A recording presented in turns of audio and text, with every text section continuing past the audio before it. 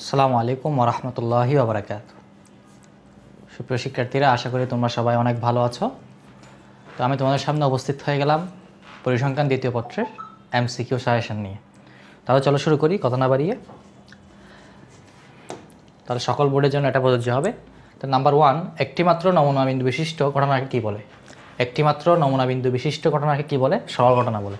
Simple. তাই নমুনা বিন্দু একটা হলে ওই ঘটনাকে আমরা বলবো সরল ঘটনা। তারপর দুটি বর্জনশীল ঘটনা একত্রে ঘটার সম্ভাবনা শূন্য। আচ্ছা, দুটা বর্জনশীল ঘটনা কীরকম দেখো তো। প্যানেলটি ইনস্টল করলাম।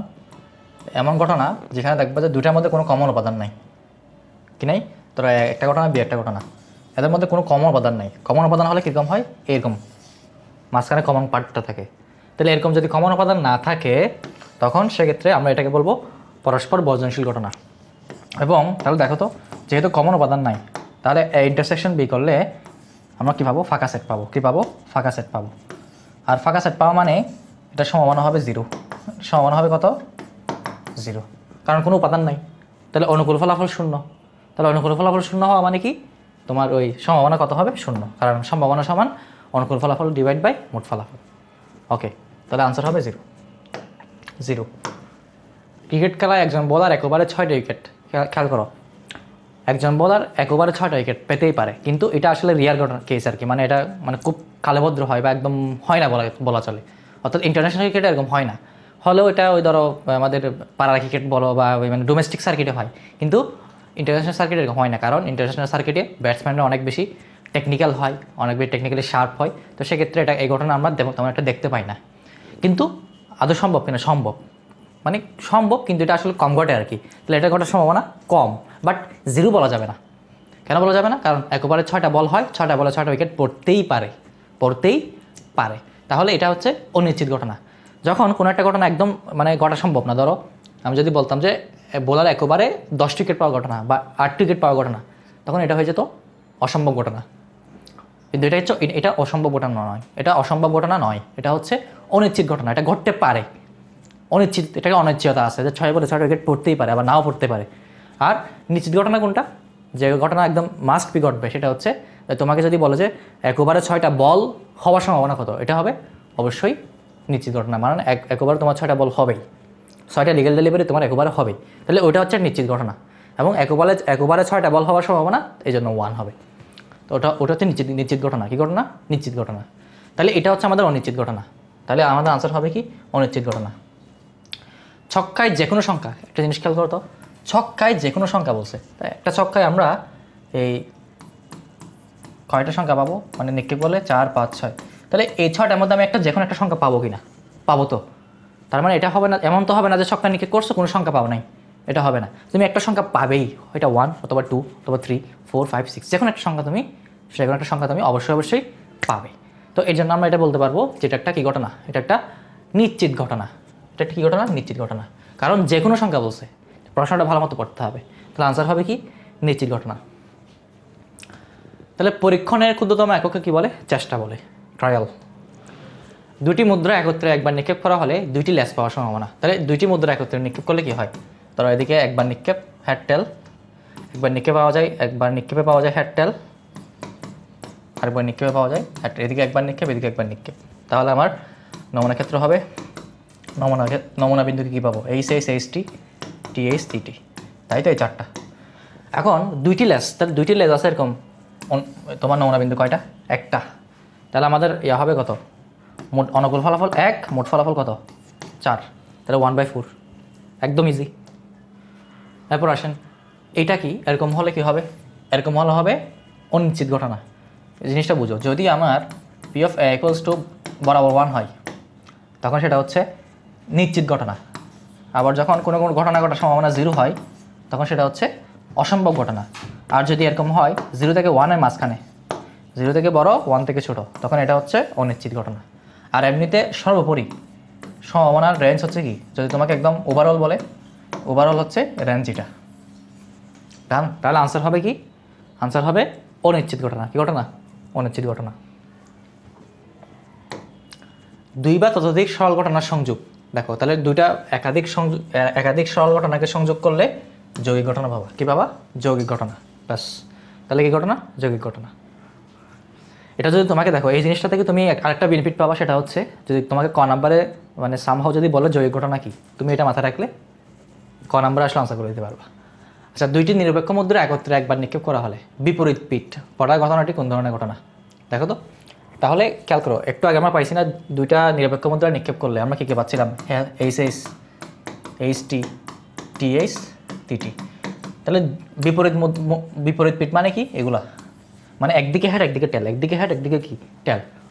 তো এটা কি আমাদের নিশ্চিত ঘটনা বলতে পারবো না, কারণ এটা আসতেও পারে নাও আসতে পারে, কারণ এছাড়া আরও বিকল্প দুটো আছে কিন্তু।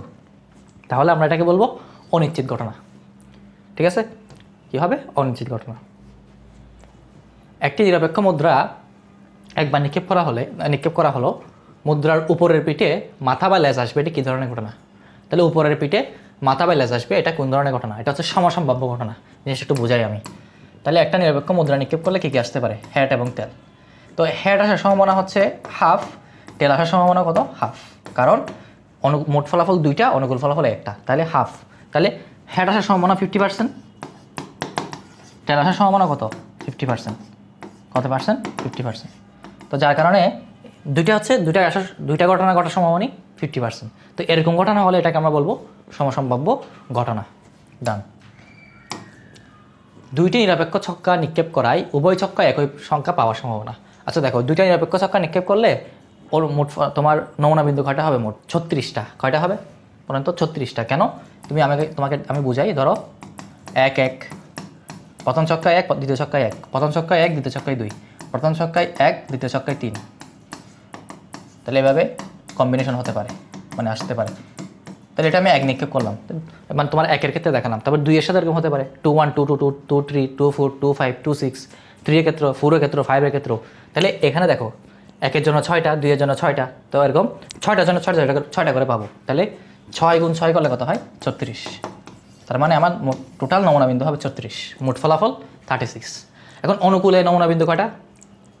অনুকূল ফলাফল কত হবে? দেখো উভয় ছক্কায় একই সংখ্যা, তাহলে এরকম কয়টা আছে দেখো তো? 1-1, 2-2, 3-3, 4-4, 5-5, 6-6। তাহলে কয়টা? 6টা না? কয়টা? 6টা। তাহলে আমাদের আনসার হবে কি? 6/36। তো এটা 1/6ও লেখা যায়। এখন তোমাকে অপশানে কোনটা আছে দেখতে হবে। অপশানে আছে এটা, তো তোমাকে যেটা অপশান আছে সেটা রাখাবা। অপশানে এটাও থাকতে পারে। ওকে, তো অপশানে যেহেতু 6/36 আছে, এটা রাখাবো। কতগুলি নির্দিষ্ট শর্তের অধীনে কোনো কাজের পুনরাবৃত্তিকে কী বলে? পরীক্ষণ বলে। একদম ইজি। কোনো দৈব পরীক্ষণে প্রাপ্ত সকল ফলাফলের সেটকে একত্রে কী বলে? নমুনা ক্ষেত্র বলে। তাহলে কোনো দৈব পরীক্ষণে আমি যে ফলাফলটা পাবো, এই ফলাফলকে আমি যদি সেট আকারে প্রকাশ করে দিই, এটাকে আমরা বলবো নমুনা ক্ষেত্র বা স্যাম্পল স্পেস। তাহলে এরকম যদি হয়, একটা জিনিস আমি বলি, বর্জনশীল ঘটনা হলে মাথায় রাখবা, বর্জনশীল ঘটনার ক্ষেত্রে 3টা জিনিস মাথায় রাখবা। এটা প্লাস এটা, P of A plus P of B, এটা হচ্ছে বর্জনশীলের ক্ষেত্রে হবে। আবার বর্জনশীলের ক্ষেত্রে তুমি যদি ইন্টারসেকশন করো, ইন্টারসেকশনের ইয়াটা আসবে কি 0, আর এটা আসবে ফাঁকা সেট। কি সেট? ফাঁকা সেট, তাই তো? হ্যাঁ। আর যদি অবর্জনশীল হয়, এটা মাথায় রাখবা, এটা আমাদের ম্যাথে মাঝে মধ্যে লাগতে পারে। সিকিউতে অবশ্যই লাগে, এমসিকিউতে লাগবে, কাজে লাগবে মাঝে মধ্যে। তাহলে অবর্জনশীলের ক্ষেত্রে একটা তোমার কমন পার্টটা বিয়োগ দিতে হয়, কারণ অবর্জনশীল মানে সেখানে কমন থাকবে, আর বর্জনশীলের ক্ষেত্রে কোনো কমন থাকে না। যার কারণে দেখো এ এবং বি সেট, মানে তোমার ধরো এ এবং বি দুইটা ঘটনা, এদের মধ্যে কোনো কমন কোনো কি নাই, উপাদান নাই। তো এই জন্য তুমি এটার সম্ভাবনা এবং এটার সম্ভাবনা যোগ করলে টোটাল এদের সংযোগের সম্ভাবনাটা পেয়ে যাবে। ঠিক আছে, কিন্তু অবর্জনশীলের ক্ষেত্রে এটা হবে না, কারণ সেখানে কমন একটা পার্ট থাকবে, তো কমন পার্টটা বিয়োগ করে দিতে হয়। ডান। তাহলে এখানে বলো এই ঘটনাটা হবে কি? বর্জনশীল। সাথে সাথে বর্জনশীল ঘটনার বৈশিষ্ট্যগুলো বলে দিছি। পরবর্তীতে আসো, দুটি ছক্কা একত্রে নিক্ষেপ করলে প্রাপ্ত নমুনা বিন্দুর সংখ্যা কয়টা? 36টা। একটু আগে বলছি। দেখো তোমাদের এই যে এইচএসসি শেষ করার পরে, পরীক্ষা শেষ হওয়ার পরে তোমাদের অ্যাডমিশনের প্রস্তুতি শুরু করতে হবে, তাই না? এবং তোমাদের একটা ভালো ভার্সিটি, তোমাদের সবারই স্বপ্ন আছে একটা ভালো জায়গায় গিয়ে পড়াশোনা করা, অনার্সটা কমপ্লিট করা। তো তোমাদের স্বপ্ন পূরণের সারথি হিসেবে আছে হচ্ছে ইউনিক স্কুল। তো তোমাদের জন্য যারা সি ইউনিটে পরীক্ষা দিবা, তাদের জন্য একটা অসাধারণ কোর্স, ভার্সিটি অ্যাডমিশন কোর্স। আমাদের ইউনিক স্কুলে বিগত বছরের সাফল্য তোমরা অবশ্যই দেখছো, বা পেজে বা ইউটিউবে ভিজিট করলে বুঝতে পারবা। তো তোমাদের জন্য একটা অসাধারণ কোর্স আমরা লঞ্চ করতেছি। তো এখানে একটা অফার আছে, দেখো কোর্স ফি হচ্ছে এত এবং অফারটা চলবে হচ্ছে 15 আগস্ট পর্যন্ত। তো তোমরা পরীক্ষা শেষ করার পর আস্তে আস্তে এখানে এই কোর্সগুলোতে এনরোল করে ফেলো, ঠিক আছে। এবং তোমাদের জন্য দেখো সি ইউনিটে কিন্তু এক্সট্রা কি আছে, তোমাদের জন্য জিকেও রাখা হচ্ছে, তোমার এক্সট্রা, এটা হচ্ছে এক্সট্রা পাবে একদম ফ্রিতে। এবং এগুলো হচ্ছে তোমাদের জন্য থাকবে।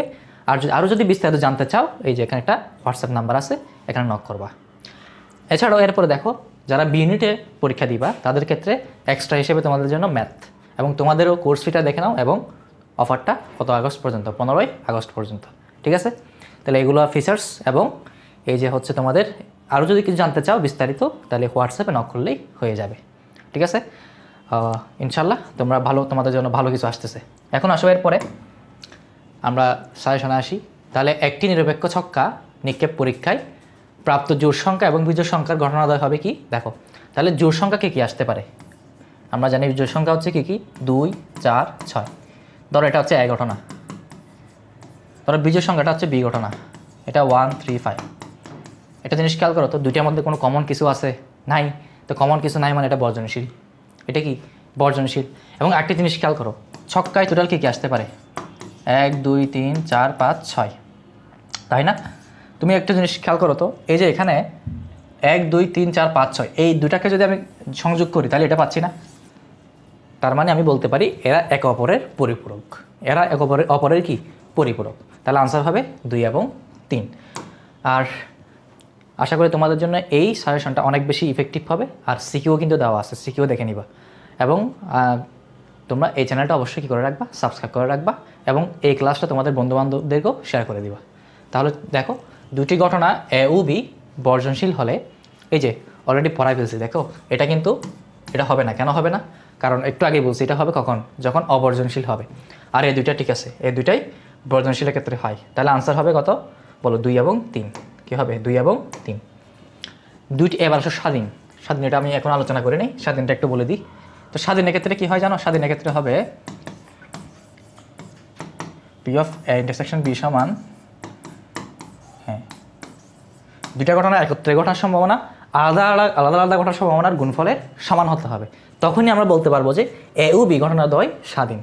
আর আরেকটা বিষয় মাথায় রাখতে হবে, এখানে কখনো এটা নট ইকুয়ালস টু 0, অর্থাৎ এটা একত্রে ঘটার সম্ভাবনা কখনো 0 হতে পারবে না। 0 হয়ে গেলে সেটা বর্জনশীল।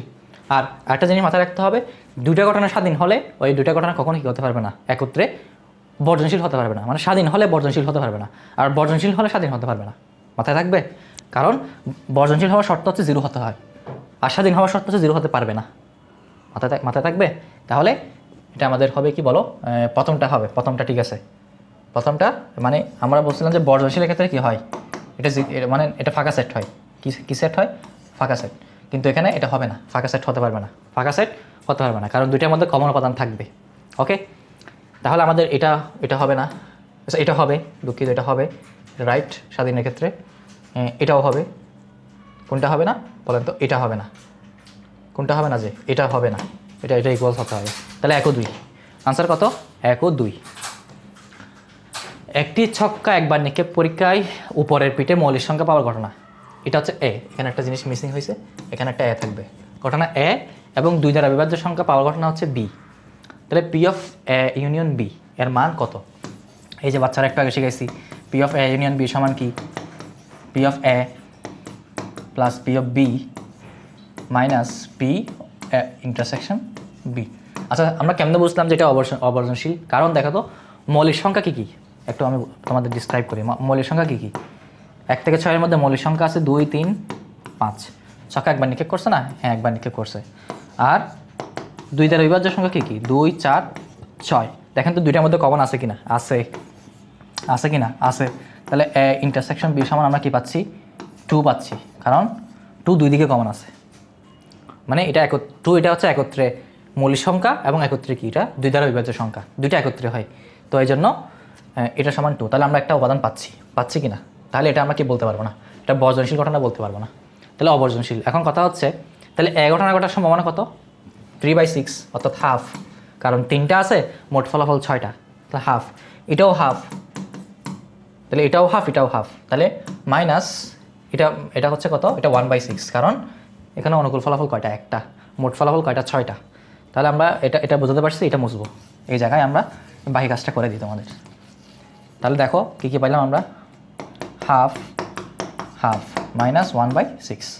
তাহলে 6 লসাগু নাও, 3 + 3 6, 6 থেকে গেলে 5, কত হবে 5/6। তুমি ক্যালকুলেটারে বসাও, 5/6 করলে কত আসবে 0.83। তাহলে আনসার হবে কত 0.83।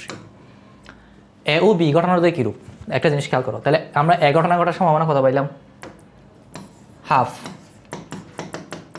বি ঘটনা ঘটার সম্ভাবনা কত পাইলাম, হাফ, রাইট, কত পাইলাম হাফ। এবং দুইটা একত্রে ঘটার সম্ভাবনা কত পাইছি, দুইটা একত্রে মানে ওই যে তোমার এটা ছিল মৌলিক সংখ্যা এবং দুইটা বিভাজ্য মৌলিক সংখ্যা। আচ্ছা সরি, আমি যেটা বলতে চাচ্ছিলাম এটা দেখো, হ্যাঁ এটা হচ্ছে আমরা এই যে অবর্জনশীল অলরেডি বলছি, এটা আর ব্যাখ্যা করার দরকার নাই তো, কারণ এই যে এখানে ব্যাখ্যা করছি না, কারণ এখানে হচ্ছে আমাদের কি দুইটার মধ্যে কমন উপাদান ছিল, মৌলিক সংখ্যাও আছে 2, আবার তারপর তোমার 2 দ্বারা বিভাজ্য সংখ্যাও 2, সুতরাং এটা অবর্জনশীল। আর কিছু বলতে হচ্ছে না, ঠিক আছে। এটা কি অবর্জনশীল, না লিখলে চলবে। এটা কি ঘটনা হবে, অবর্জনশীল ঘটনা হবে, ব্যাস ডান। এরপর আসো, পরিসংখ্যান ক্লাসের স্যার একটি নিরপেক্ষ ছক্কা ও একটি মুদ্রা একত্রে নিক্ষেপ করলো। তাহলে এই দেখো, এটা ছক্কার থেকে আসছে না, এটা মুদ্রা থেকে আসছে, আর এটা ছক্কা থেকে আসছে, রাইট। তাহলে টোটাল 12টা পাইছি। এখন ছক্কায় 2 দ্বারা বিভাজ্য সংখ্যা, তাহলে ছক্কায় 2 দ্বারা বিভাজ্য সংখ্যা কোথায় কোথায় আছে দেখো তো, 1টা 2টা 3টা 4টা 5টা 6টা। তাহলে টোটাল হচ্ছে 12টা, সেখান থেকে 6টা। তাহলে আনসার হবে কত, হাফ। বা তোমার যেটা থাকে অপশনে, তো কোনটা আছে 6/12, অপশনে কিন্তু হাফও থাকতে পারে, তো মানে তোমার এটাও জানতে হবে। তাহলে যেটা থাকবে সেটা বসাবা, তাহলে 6/12 এটা আনসার। এখন ছক্কায় জোড় সংখ্যা এবং মুদ্রায় হেড পাওয়ার ঘটনা, দেখো এই দুটো স্বাধীন ঘটনা। কেন, কারণ তোমার ছক্কায় জোড় সংখ্যা এবং মুদ্রা হেড, এরা একে অপরের উপর নির্ভরশীল নয়, একে অপরের উপর কি নয়, নির্ভরশীল নয়। তাহলে এটা স্বাধীন ঘটনা। আর একটু আগে বলছি, একটা স্বাধীন দুইটা ঘটনা যদি স্বাধীন হয়, তাহলে এরা কখনো বর্জনশীল হবে না, এরা অবর্জনশীল হবে। তাহলে আমাদের আনসার হবে কি, স্বাধীন এবং অবর্জনশীল। ডান, স্বাধীন এবং কি অবর্জনশীল। আর তুমি চাইলে একটা কাজ করতে পারো, তুমি একটা কাজ করতে পারবা, সেটা হচ্ছে দুইটার আলাদা আলাদা সম্ভাবনা গুণ করতে পারবা, দেখবা যে তোমার 1/4 আসবে। আবার দুইটার একত্রে করে দেখতে পারবা, এটাও দেখবে যে 1/4 আসবে। তো দুইটার সমান হওয়া মানে কি, এরা স্বাধীন, এভাবে করে দেখতে পারো, অসুবিধা নেই। তাহলে আমাদের প্রথম অধ্যায়ে শেষ। প্রথম অধ্যায় কিন্তু খুবই ইম্পর্টেন্ট, এখান থেকে সিকিউ দুটো অবশ্যই থাকবে এবং এমসিকিউ এখান থেকে অনেক বেশি থাকবে, এটা মাথায় রাখবে।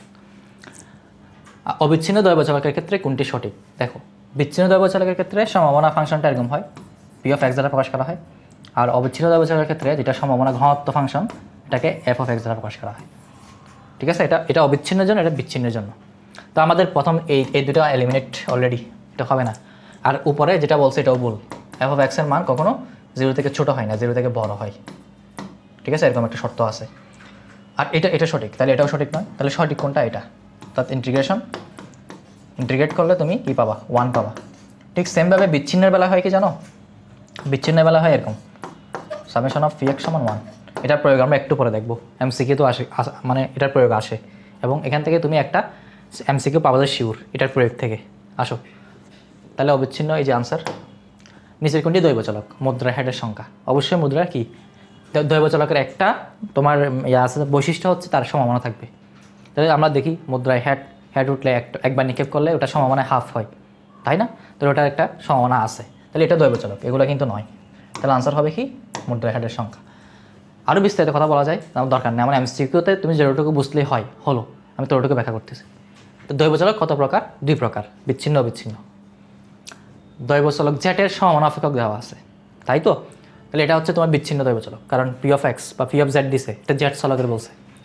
তো এখানে দেখো এটার নিয়মটা কি, এখানে আমার জেটের মান কয়টা দিছে, 4টা। তো আমাদের এখানে আমি একটু আগে বলছি সামেশন অফ pz সমান কত হবে, 1। তো আমরা এটার ক্ষেত্রে কি ইউজ করবো, p(6) বা এভাবে লিখতে পারো, p(z) = 6। জটটা দেওয়া থাকবে, এর বাইরে করার সুযোগ নেই। যদি 1 থেকে শুরু করতাম, 1 থেকে শুরু করতাম, আমি 1 থেকে দিলে 1 থেকে শুরু করতাম। তো যেটা দেওয়া থাকবে সেটার উপর বেসিস করে দেবো। তাহলে 4টার যোগফল হবে 1, কারণ আমাকে 4টা দেওয়া আছে। তো খুবই ইজি একটা জিনিস, তুমি যেটার মান জাস্ট এখানে বসায় দাও, একবার 6, একবার 7, একবার 8। তাহলে বলো 6 থেকে 5 গেলে কত, 1। তাহলে এটা হবে 1/k, আমি একটু শর্ট করে ফেললাম। তারপর 7 বসালে 7/5, 7 - 5 2, 2/k, এরপরটা হবে 3/k, এরপরটা হবে 4/k। তো এখানে দেখো তো সব জায়গায় কে আসে না হরে, তাহলে সব হর যদি সবগুলো সেম হয় তাহলে লসাগু কে দিতে পারবো। তাহলে কে দিবাক করলো 1, তাহলে এরকম 1 + 2 + 3, তাহলে এই 4টা যোগ করলে কত হবে 10। তাহলে আমার উপর আসবে 10, নিচে আসবে কে সমান কত 1। এবার 8 গ্রহণ করে দাও, কে ইন্টু কে, কে ইন্টু 1 সমান কে, 10 একে 10, 10 একে 10, কে সমান কত হয় 10। ঠিক আছে, তাহলে আনসার হবে কত 10, আনসার হবে কত 10। ঠিক আছে, তাহলে সম্ভাবনা বিন্যাসের শর্ত দেখো, সম্ভাবনা বিন্যাসের শর্ত কি এটা, তাহলে দেখো কোনো একটা ঘটনা ঘটার সম্ভাবনা অবশ্যই 0 থেকে বড় হবে, 0 থেকে ছোটো হতে পারবে না। ঠিক আছে, এটা রাইট। 0 হতে পারে, 0 হতে পারে, এই মানে অনিশ্চিত ঘটনা হলে আর কি, অসম্ভব ঘটনা হলে। ঠিক আছে, হতে পারে, এটা রাইট, 1 নম্বরটা রাইট। হ্যাঁ, এটা একটু আগে এখনই বললাম যে সামেশন অফ px তুমি সবগুলো যোগ করলে এটা 1 হবে, এটা একটা বৈশিষ্ট্য। তারপর এটাও ঠিক আছে, কারণ আমার 1 থেকে ছোটো বা 1-এর সমান, 1 থেকে বড় হয় না এটার মান। এই জিনিসটা হচ্ছে এরকম আর কি অনেকটা, তাই না? তো এই যে এই অংশটা আছে, তাহলে 3টাই সঠিক, 3টাই সঠিক। 28 নাম্বার, এখানে একটা জিনিস, এটা প্রশ্নটা মিসিং, এখানে হচ্ছে কে এর মান নির্ণয় করতে বলছে। এই প্রশ্নে হচ্ছে কী বের করতে হবে, কে এর মান নির্ণয় করো, কে এর মান নির্ণয় করো। এখানে এটা পি অফ এক্সটা বড় হাতে দিতে হবে, বড় হাতের হবে আর কি। যাই হোক, এখন কে এর মান নির্ণয় করতে গেলে আবার সামেশন অফ পি এক্স সমান 1 বললাম না, এই প্রয়োগ থেকে তুমি একটা এমসিকিউ পাবা এরকম এটা দিয়ে। তো এখানে জাস্ট তুমি এগুলো সব যোগ করে দাও, পি অফ এক্সের মান এই 4টা দিছে না, এই 4টা যোগ করে দাও, তাহলে কী কী আছে 1/8, 3/8, 3/8 প্লাস কে সমান 1। তো এখানে 8 লসাগু নিয়ে নাও, তাহলে 3 একে 4, 4 3 7, তাহলে 8/7 কত হবে 8/7 না 7/8, মানে 7/8 প্লাস কে সমান 7/8 প্লাস কে সমান 1। তো বাকি কাজটা দিয়ে করো, তাহলে তুমি 7/8 করে দিকে পার করে দাও, তাহলে 1 - 7/8, তাহলে 8 লসাগু নাও 8 - 7, তাহলে কত হয় 1/8, 1/8 পেয়ে গেছে, একদম ইজি। বুঝতে পারছো, একটু বুঝে গেলে হলো। আর এটা দেখো এখানে কি বলছে, 0 থেকে বড়, 2 থেকে ছোটো বা 2 এর সমান, তাহলে এটা মানে কি, মানে 0 হবে না, কারণ 0 থেকে বড় বলছে, তাহলে 0 থেকে বড় মানে 1 নিতে পারবো। আর 2 থেকে ছোটো বা 2 এর সমান, তাহলে 2 এর সমান বলছে, 2 নেওয়া যাবে। তাহলে তোমাকে একদম এক্সাক্ট মান দেওয়া আছে, এটা হচ্ছে 3/8, এটাও কত 3/8, তাহলে দুইটা বসায় দাও, 3/8, 3/8, তার মানে 6/8, 8 লসাগু নাও 6/8। তো এখন 6/8 আছে নাই, তো ভাগ করো, 2 দিয়ে ভাগ করে দিলে 4, 6কে 2 দিয়ে ভাগ করলে 3, 3/4, আনসার হবে কত 3/4। কোনো দৈব চলকের মানগুলো হতে, এই আমরা এখন 3য় অধ্যায়ে আসছি, দেখো 3য় অধ্যায় থেকে প্রচুর এমসিকিউ আসে, এবং আমি যেগুলো করে দিব এই প্যাটার্নগুলো বুঝতে পারলে হবে, তুমি 100% কম পাবা ইনশাল্লাহ। তাহলে কোনো দৈব চলকের মানগুলো হতে উহার গাণিতিক প্রত্যাশার বিয়োগফল, তাহলে গাণিতিক প্রত্যাশা মানে এক্স, এটাকে এভাবে প্রকাশ করা হয়।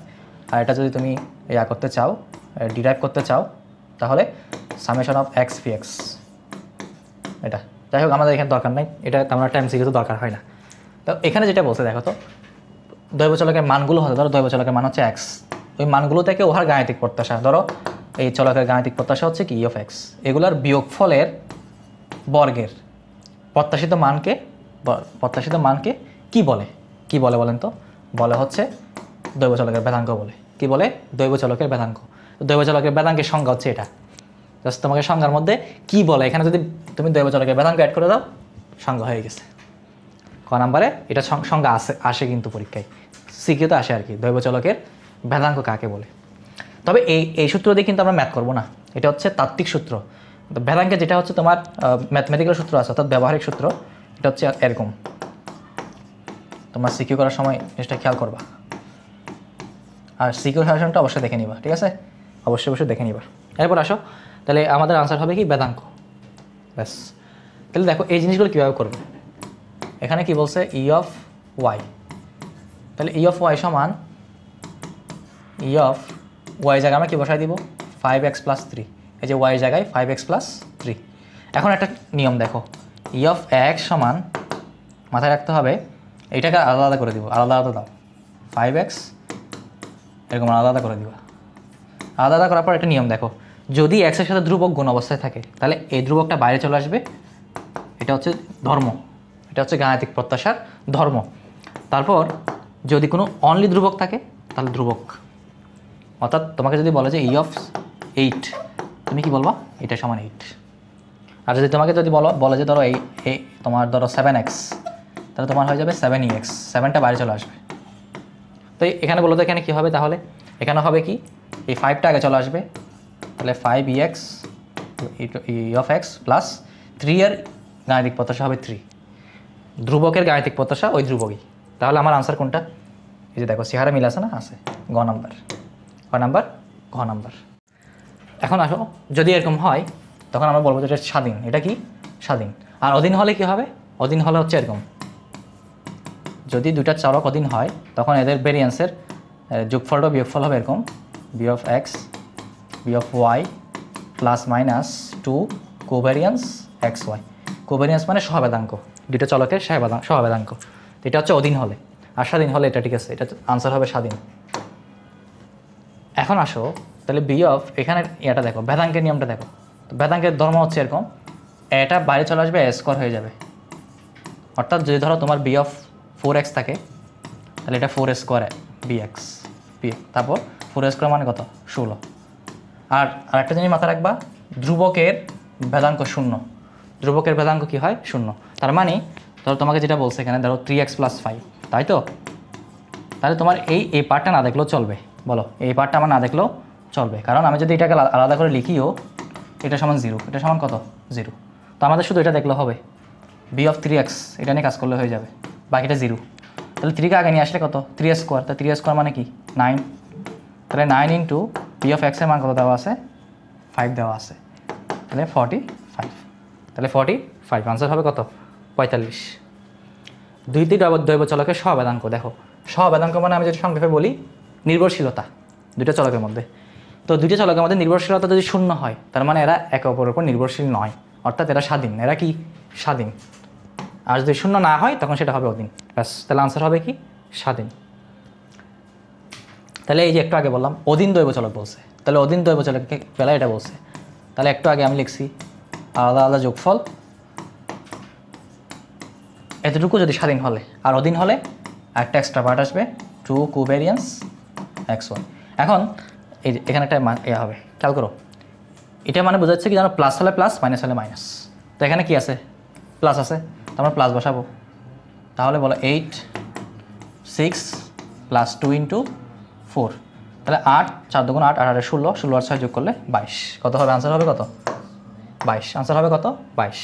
তাহলে দুইটি স্বাধীন দৈব চলকের সহবেদাঙ্কের মান কত? 0। এখনই বলছি, তো স্বাধীন হলে সহবেদাঙ্ক 0 হবে। স্বাধীন হলে সহবেদাঙ্ক কত হবে? সহবেদাঙ্ক বা কোভ্যারিয়েন্স 0 হবে। দেখো 37 নাম্বারটা কি বলছে? যদি y = 5x + 7, এই খেয়াল করো, এরকম প্রশ্ন কিন্তু আমি বললাম যে একটা অবশ্যই পাবা, এটা মাথায় রাখো, এটা বুঝে নাও ভালো মতো।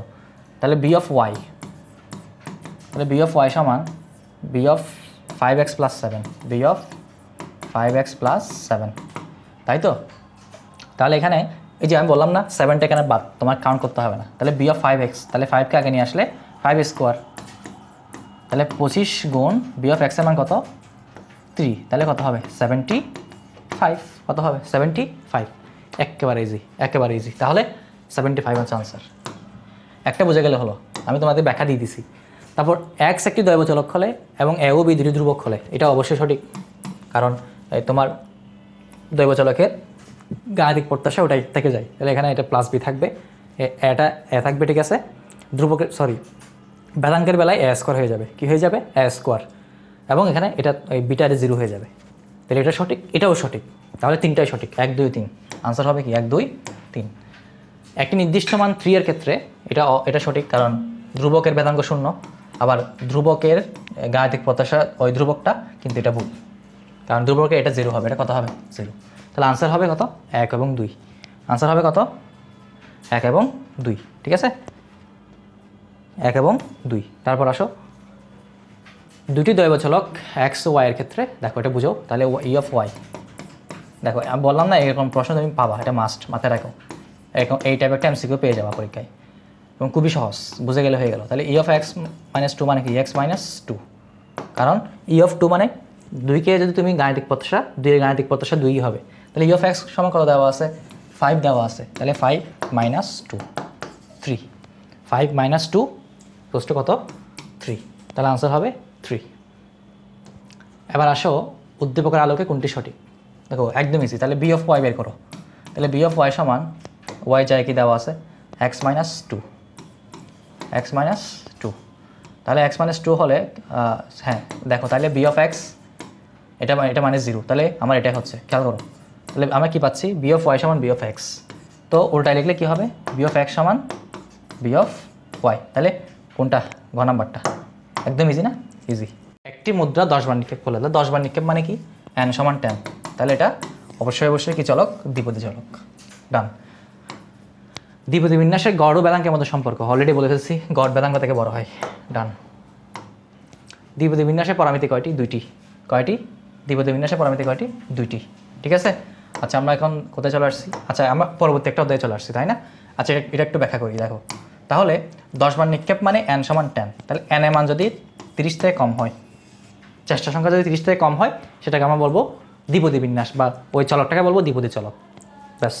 আর 30 থেকে বড় হয়ে গেলে তখন সেটা পয়সু বিন্যাস হয়ে যাবে, পঞ্চম অধ্যায়ে পড়া, ব্যাস। মানে ওই পয়সু বিন্যাসের বেলায় n এর মান অসীম পর্যন্ত হতে পারে, কিন্তু দ্বিপদী চলকের বেলায় 30 থেকে কম হতে হবে, এটা মাথায় রাখবে। আর যেটা বলতেছিলাম দ্বিপদী বিন্যাসের গড়, দ্বিপদী বিন্যাসের গড় মানে হচ্ছে ই অফ এক্স, এটা সমান হচ্ছে এনপি, আর ভেদাঙ্ক মানে হচ্ছে এনপি কিউ। তাহলে আমরা এখানে হবে কি ই of x always be of x থেকে বড় হবে, অলওয়েজ বড় হবে, সমান হওয়ার সুযোগ নেই, সমান হওয়ারও কি নেই সুযোগ নেই, সমান হওয়ারও কি নেই সুযোগ নেই, সবসময় বড় হবে, ঠিক আছে। তাহলে এটা মাথায় রাখবে। তাহলে আমাদের গড় বেদাঙ্ক থেকে বড় হয়, ই অফ এক্স মানে গড় বোঝায়, মানে গাণিতিক প্রত্যাশাটাই হচ্ছে গড়, কার বেলায় দ্বিপদী বিন্যাসের বেলায়, ঠিক আছে। তাহলে গেল। আর এখানে এনপি এগুলো মানে কি, এগুলো একটু নিয়ে আলোচনা করি। এন হচ্ছে চেষ্টা সংখ্যা, যেটা 30 থেকে কম হতে হবে, আর পি হচ্ছে সফলতার সম্ভাবনা, কি হচ্ছে বিফলতার সম্ভাবনা, জিনিসটা বুঝো। তাহলে আমাদের দ্বিপদী বিন্যাসের দুইটা ফলাফল আসবে, একটা হচ্ছে সফলতা, একটা বিফলতা, দুই ধরনের ফলাফল। তো সফলতার সম্ভাবনাকে আমরা পি দ্বারা প্রকাশ করব, বিফলতার সম্ভাবনাকে আমরা কিউ দ্বারা প্রকাশ করব, এবং এই দুইটার সমষ্টি সবসময় মান হবে, এটা মাথায় রাখতে হবে। তোমরা এগুলো জানো যারা পড়ছো, ঠিক আছে। এবং এটা মাথায় রাখতে হবে, সাথে সাথে একটা জিনিস মাথায় রাখতে হবে, সেটা হচ্ছে কি এই পি এর মান 0.1 থেকে বড় হতে হবে, মানে অতিরিক্ত ক্ষুদ্র হতে পারবে না। পি এর মান যদি 0.1 থেকে ছোটো হয়ে যায় সেটা হবে কোন ক্ষেত্রে, দ্বিপদী পয়সু চলকের ক্ষেত্রে, পয়সু বিন্যাসের বেলায়, বুঝতে পারছো। তো এগুলো একটু মাথায় রাখবা। এরপর আসো, আর দ্বিপদী বিন্যাসের পরামিতি হচ্ছে দুইটা, বলো এই যে আমি বলছিলাম দ্বিপদী বিন্যাসের পরামিতি কয়টা, দুইটা, এন এবং কি পি। কিউটা হচ্ছে পরামিতি হবে না বা প্যারামিটার হবে না, প্যারামিটার হচ্ছে দুইটা, প্যারামিটার কয়টা, দুইটা। এই দুইটা মান জানলে, কারণ দেখো তো পি এর মান জানলে তুমি কিউ এর মান বের করতে পারবা। ধরো তোমাকে বললো যে পি এর মান 0.3, তাহলে কিউ এর মান কত হবে, তাহলে তুমি ইজিলি করে ফেলতে পারো, পি প্লাস কিউ সমান কত 1, তাহলে কিউ সমান 1 মাইনাস পি, তাহলে 1 থেকে 0.3 বিয়োগ করো কত হবে 0.7। তাহলে এই জন্য আমাদের পি এর মান জানলে হয়, কিউ এর মান অটোমেটিক তুমি বের করতে পারবা। তো সুতরাং প্যারামিটার কয়টা, দুইটা, এন এবং পি। দ্বিপদী পরীক্ষার চেষ্টা সংখ্যা এই 30 থেকে ছোটো, ডান। দেখো আমি এখানে বেশ কিছু জিনিস লিখে রাখছি তোমাদের জন্য, আমি জাস্ট একটু বুঝাই দিই, খেয়াল করো। একটি দ্বিপদী বিন্যাসের পরামিতি দেয়, তাহলে পরামিতি মানে কি, এই দেখো একটা হচ্ছে এন, একটা পি, একটু আগে বলছি তাই না, দুইটা পরামিতি বা প্যারামিটার। তো এখানে দেখো পি এর মান 0.7 মানে কিউ এর মান 0.3, কেমনে, কারণ দুইটা যোগফল 1, তো 1 থেকে যদি এটা বিয়োগ করো কিউ হবে কত 0.3। তো দেখো এটা মানে বঙ্কিমতাঙ্ক, এটা মানে কি সুষলতাঙ্ক, তাই তো। তো যেটা বলতে চাচ্ছিলাম, তো তোমরা জানো যে এটা ফার্স্ট পেপারে পড়ছো, বঙ্কিমতাঙ্ক শূন্য হওয়া মানে কি সুষমনিবেশন, বঙ্কিমতাঙ্ক 0 থেকে বড় হওয়া মানে কি ধনাত্মক বঙ্কিম, 0 থেকে ছোটো হওয়া মানে কি ঋণাত্মক বঙ্কিম। আর সুষলতাঙ্কের বেলায় 3 এর সমান হলে মধ্যম সুষল, 3 থেকে বড় হলে অতি সুষল, 3 থেকে ছোটো হলে অনতি সুষল, তাই তো। চলো চট করে একটা জিনিস বুঝে নিই। তাহলে দেখো তো এটা হচ্ছে আমাদের দ্বিপদী বিন্যাসের বঙ্কিমতাঙ্ক নির্ণয়ের সূত্র। তো আমাদের এখানে দেখো এই মানগুলো বসানোর দরকার নাই, জাস্ট একটা জিনিস জানতে পারলে হবে। কাল করো যদি কিউ সমান পি হয়, অর্থাৎ বিফলতার সম্ভাবনা এবং সফলতার সম্ভাবনার সাথে যদি সমান হয়, তাহলে দেখো তো বিয়োগফল কী আসবে, শূন্য। তাই শূন্যকে কোনো কিছুতে ভাগ করলে শূন্য, তার মানে এই দুটা মান যদি সমান হয় আমরা বুঝবো যে এটা সুষমনিবেশন। তাহলে আমরা জাস্ট কিউ এবং পি এর মান থেকে জিনিসটা ব্যাখ্যা করে দিতে পারবো, বুঝতে পারছো। আমাদের এত কিছু মান বসাতেও দরকার নেই, জাস্ট 30 সেকেন্ডে হয়ে যাবে, 20 সেকেন্ডে হয়ে যাবে। এবার আসো, যে 0 থেকে বড় হয়, যদি রুট বিটা মানের মান অর্থাৎ বঙ্কিমতাঙ্কের মান 0 থেকে বড় হয়, সেক্ষেত্রে তোমার কেউ ধনাত্মক। তো কোন ক্ষেত্রে ধনাত্মক হবে, যখন কিউ পি থেকে বড় হবে। কিউ যদি বড় হয় তাহলে বড় থেকে ছোটো বিয়োগ করলে ধনাত্মক সংখ্যা, তো ভাগফলটা ধনাত্মক আসবে। তাহলে ভাগফল ধনাত্মক মানে কি 0 থেকে বড়, অর্থাৎ ধনাত্মক বঙ্কিম। তো আমার দেখতে হবে কোনটা, মানে কিউ থেকে পি বড় নাকি পি কিউ থেকে বড়। এখন দেখো পি যদি কিউ থেকে বড় হয় তখন বিয়োগফলটা হয়ে যাবে মাইনাস, এটা ছোটো থেকে বড় বিয়োগ করলে মাইনাস, তো ভাগফলটা মাইনাস চলে আসবে, তখন আমাদের এটা বলতে হবে ঋণাত্মক বঙ্কিম। তো দেখো তো এখানে পি এর মান 0.7, কিউ এর মান 0.3, তাহলে কোনটা বড়, পি বড়, তাহলে তোমার বিয়োগফলটা মাইনাস আসবে, তাহলে আমার আনসার হবে 0 থেকে ছোটো, তাহলে ঋণাত্মক বঙ্কিম। তার মানে আমার এই দুইটা সুযোগ নেই, এই দুটো থেকে যে কোনো একটা হবে। এখন দেখতে হবে কি এটা নাকি এটা, তাহলে কোনটা হবে সেটা নির্ভর করবে হচ্ছে পি কিউ এর মানের উপর আবারও।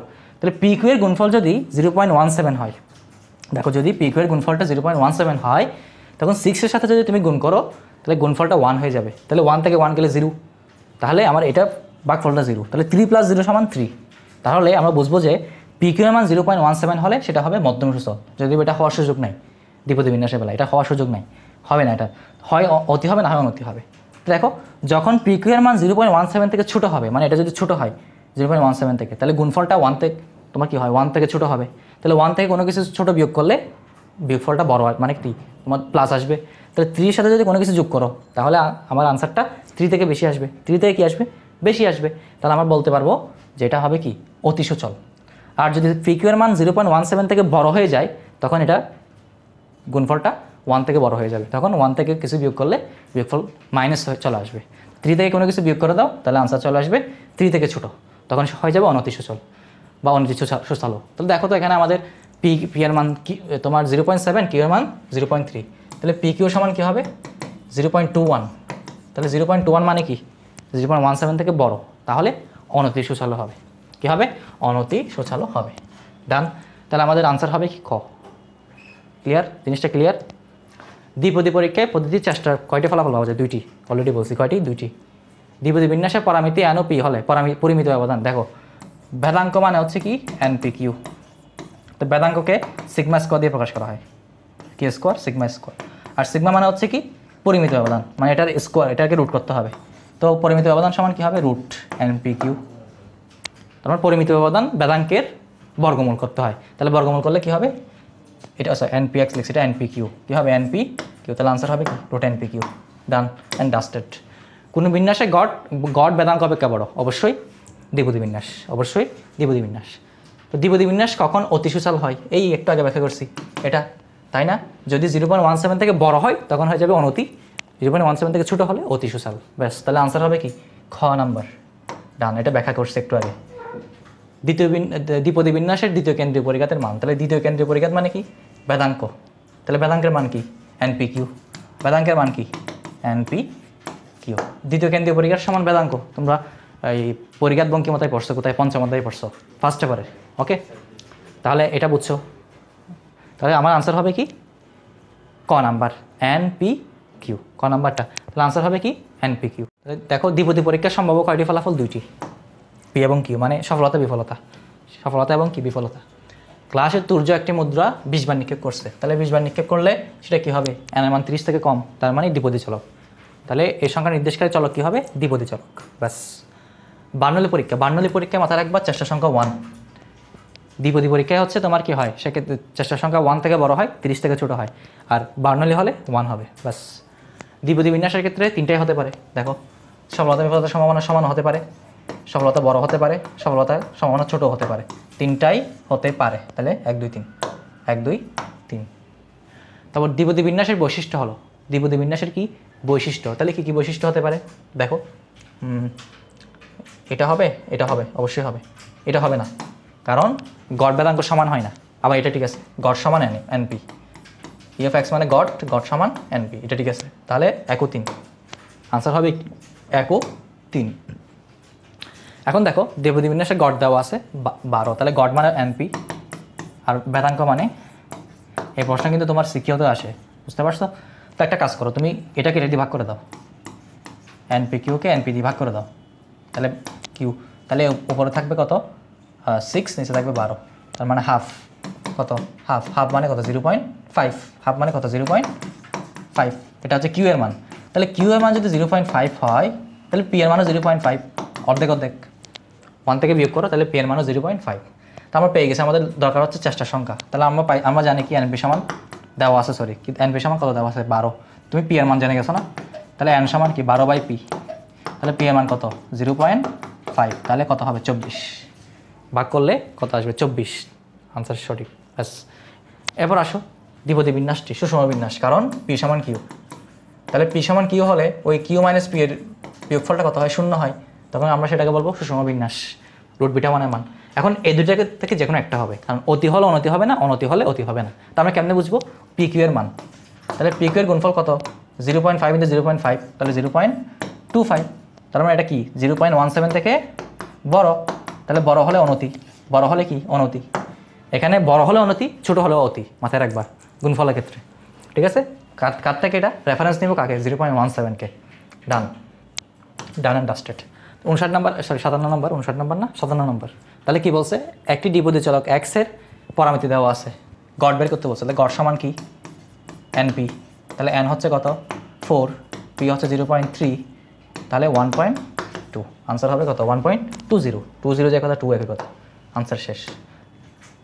আকৃতি প্রকৃতি কেমন হবে, আকৃতি প্রকৃতি কেমন হবে বলো, কীভাবে বের করবো? কি দেখো p হচ্ছে 0.3, তাহলে q কত হবে 0.7, তার মানে কি q বড়, তাহলে q বড় মানে কি, তাহলে q যখন বড় হবে তখন ধনাত্মক বঙ্কিম হবে, এবং এবার pq এর মান কত এখানে 0.21, গুণফল কত 0.1, তাহলে এটা 0.17 থেকে বড় কিনা, অবশ্যই বড়, তাহলে এটা আমরা কি বলবো অনতি, তাহলে আমার ধনাত্মক এবং অনতি, খ নাম্বার ধনাত্মক এবং অনতি, একেবারে ইজি। পয়সু বিন্যাসের সুচলতাঙ্ক, তাহলে পয়সু বিন্যাস, তাহলে পয়সু বিন্যাস হচ্ছে পঞ্চম অধ্যায়, তাহলে মাথায় রাখবা পয়সু বিন্যাসের ক্ষেত্রে সুচলতাঙ্ক হবে 3+1/m এবং বঙ্কিমতাঙ্ক হবে 1/√m। তাহলে বলেন আনসার কোনটা, আমাকে চাইছে কোনটা সুচলতাঙ্ক, তাহলে আনসার হবে 3+1/m, ঠিক আছে 3+1/m। এখন আসো দেখো পয়সু বিন্যাসের সুচলতার মান কত 3.5, তাহলে দেখো সুচলতা আমরা একটু আগে কি বললাম, তাহলে 3+1/m, তাহলে পরামিতি, আচ্ছা একটা জিনিস, পয়সু বিন্যাসের পরামিতি হচ্ছে m, এই জিনিসগুলো একটু জেনে রাখো, পয়সু বিন্যাসের পরামিতি হচ্ছে m, এবং মাথায় রাখতে হবে পয়সু বিন্যাসের গড় ভেদাঙ্ক এরা সমান, এবং কার সমান পরামিতির সমান, মানে গড়ও হবে m, পরামিতি সরি ভেদাঙ্ক হবে m, পরামিতিও হবে m, তাহলে এখানে প্যারামিটার একটা, প্যারামিটার কয়টা একটা, আর দ্বিপদী বিন্যাসে ছিল কয়টা দুইটা, এবং এখানে পার্থক্যটা আমি বলি, এখানে হবে কি n এর মান অসীম, n এর মান অসীম হতে পারে, আর ওখানে n এর মান 30 থেকে ছোটো ছিল, আর এখানে p এর মান হবে অনেক ছোট, সম্ভাবনার বা সফলতার সম্ভাবনা অনেক অনেক ক্ষুদ্র হবে, অনেক অনেক কী হবে ক্ষুদ্র হবে, আর ওখানে ছিল 0.1 থেকে বড়, এই জিনিসগুলো মাথায় রাখবা।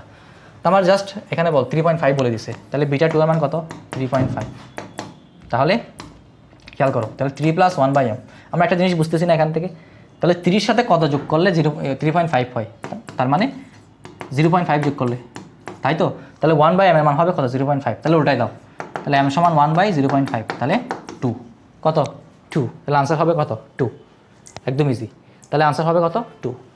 পয়সু বিন্যাসের পরিমিত ব্যবধান 4 হলে গড় কত, দেখো তাহলে পরিমিত ব্যবধান 4, তাহলে পরিমিত ব্যবধান মানে কি সিগমা, তাহলে আমরা ওই ভ্যারিয়েন্স মানে কি সিগমা স্কোয়ার সমান কি ভ্যারিয়েন্স, তাহলে ভ্যারিয়েন্স যদি 4 হয়, ভ্যারিয়েন্স হবে কি তোমার কি সিগমা স্কোয়ার, তাহলে সিগমা স্কোয়ার মানে 4 স্কোয়ার, তাহলে কত 16, তাহলে আমরা একটু আগে বলছি না যে পয়সু বিন্যাসের ই অফ এক্স সমান বি অফ এক্স, তাহলে এটা সমান কত হবে 16, কত হবে 16, আনসার হবে কত ঘ number 16, done and dusted, right. পয়সু বিন্যাসের ক্ষেত্রে কোনটি সঠিক, দেখো পয়সু বিন্যাস সবসময় অতি সুচল হবে, কারণ দেখো তো একটা জিনিস, পয়সু বিন্যাস আমরা কি পাইলাম 3+1/m না, তাহলে দেখো m এর মানটা সবসময় ধনাত্মক, তাহলে m এর মান যদি ধনাত্মক হয়, তাহলে 1কে তুমি সামথিং ধনাত্মক দিয়ে ভাগ করলে ভাগফলটা ধনাত্মক আসবে, তাহলে তোমার এখানে মাইনাস কিছু আসার সুযোগ আছে নাই, যাই আসবে সব প্লাস আসবে, তাহলে 3+ মানে কি, তাহলে আমরা জানি যে বিটা 2 এর মান যদি 3 থেকে বড় হয় তখন এটা অতি সুচল হয়, তাহলে আনসার হবে কি অতি সুচল, তাহলে খ নাম্বার, কয় নাম্বার খ নাম্বার। তাহলে বলো পয়সু বিন্যাসের ক্ষেত্রে অনতি সুচল হওয়ার সুযোগ নেই, কোন বিন্যাসের গড় উহার পরামিতির সমান, অবশ্যই পয়সু বিন্যাস, কি বিন্যাস পয়সু বিন্যাস।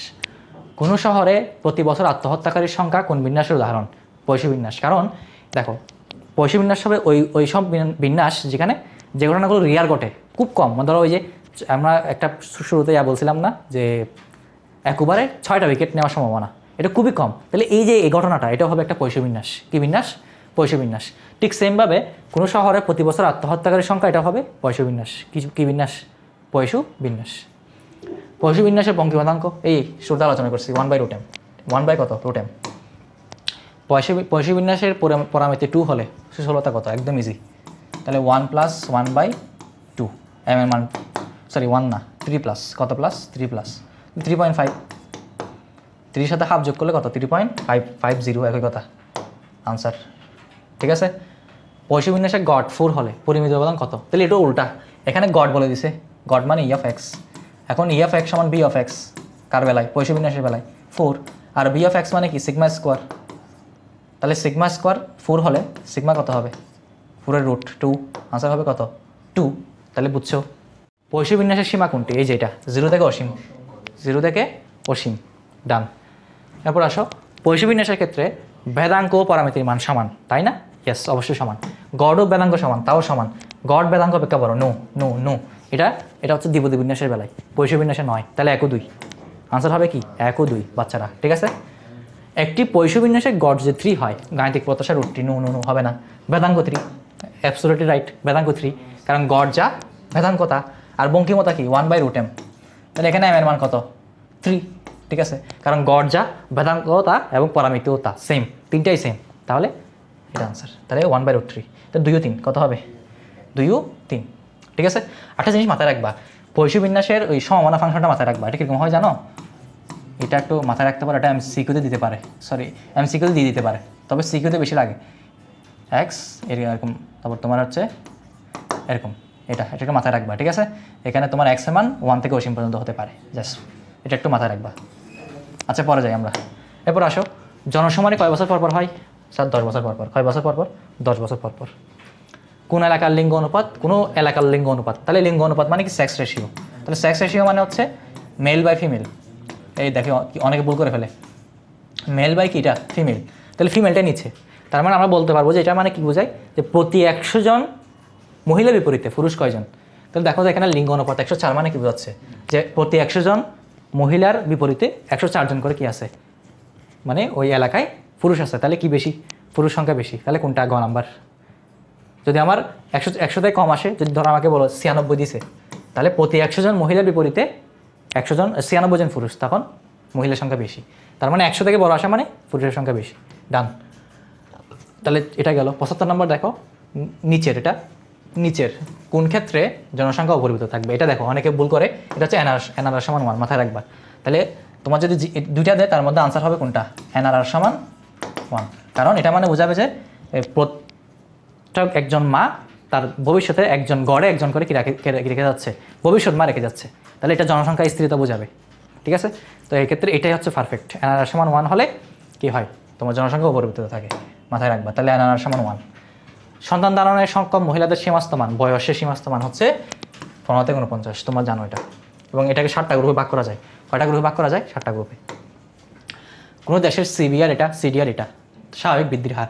তাহলে সিবিআর মাইনাস সিডিআর, এটাকে যদি 10 দিয়ে ভাগ করে দাও, তাহলে তুমি কী পেয়ে যাবা? স্বাভাবিক বৃদ্ধির হারটা পেয়ে যাবা। ঠিক আছে। তাহলে সিবিআর হচ্ছে 17.95, 4.85 ডিভাইড বাই 10। তাহলে ভাগ করলে দেখবা যে ভাগফল আসবে 1.31। তাহলে আনসার হবে কত? 1.31। জনসংখ্যা বৃদ্ধির হার 2.25%। তার মানে এটা আর এর মান হচ্ছে কত? 2.25। এটাকে 100 দিয়ে ভাগ করে দাও। 2.25কে 100 দিয়ে ভাগ করবা। এখন জনসংখ্যার দ্বিগুণ হলে সেক্ষেত্রে একটা সুন্দর একটাই আছে শর্টকাট, সেটা হচ্ছে মানে বছর ln 2/r, ln 2/r just বসাই দাও। এটা এক্সপোনেনশিয়াল নিয়ম। তাহলে ln 2 মানে 0.693 এরকম আসে, আর এর মান বসাই দাও। তাহলে ভাগফল দেখবা যে কত আসছে তোমার? ওই 31 আসবে, 30.8 আসবে আর কি। কত আসবে? তার মানে কত? 31। ডান, ডান অ্যান্ড ডাস্টেড। একটি দেশের নির্ভরশীলতা অনুপাত কম দ্বারা কি বোঝানো হয়? তাহলে নির্ভরশীলতা কম, অনুপাত কম মানে তোমার ওইখানে মানে একজন ব্যক্তির উপর একজন তোমার কি উপার্জনক্ষম ব্যক্তির উপর বেকার ব্যক্তির নির্ভরশীলতা কম বোঝাই। তার মানে সেখানে কি? সেখানে জীবন ব্যবস্থা উন্নততর, বুঝতে পারছো? তো সেখানে ওই দেশটা বেশি উন্নত বোঝাবে। কি বোঝাবে? ওই দেশটা বেশি উন্নত বোঝাবে। তাহলে আনসার হবে কি? দেশটি বেশি উন্নত। আর অনুপাত বেশি হওয়া মানে দেশটা কম উন্নত। ঠিক সেমভাবে জনসংখ্যা ঘনত্ব কম হলে তখন হচ্ছে ওই দেশটা মানে বসবাসের উপযোগী বেশি। আর জনসংখ্যা ঘনত্ব বেশি হওয়া মানে বসবাসের উপযোগী কম। ঠিক আছে। সিকিউতে এগুলো আলোচনা করছি। তারপর ডি/পি, এটা হচ্ছে তোমার, এটা হচ্ছে কিসের সূত্র? এটা হচ্ছে সিডিআর এর সূত্র। সিডিআর সমান ডি/পি, অর্থাৎ তোমার কয়জন মারা গেছে এবং টোটাল জনসংখ্যা। আর সিভিআর মানে হচ্ছে একটা দেশে কয়জন শিশু জন্মগ্রহণ করছে ডিভাইড বাই টোটাল জনসংখ্যা গুণ 1000।